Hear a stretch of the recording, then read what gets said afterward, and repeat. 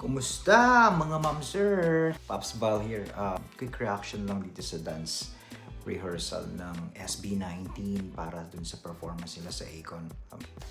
Galing talaga. I mean, nothing beats the musicality of SB19.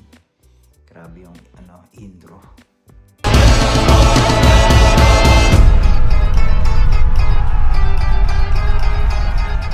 Teka, ba't may mga nameplate sila?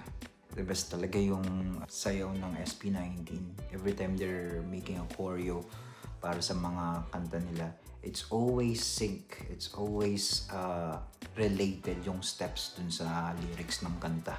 Kasi parang habang kumakanta siya or habang sumasayaw siya, kumakanta siya. Yung parang kung ano yung gagawin niya sa performance mismo, ginagawa niya. So parang may hawak siyang mic, tapos kung ano yung movement niya, ganun.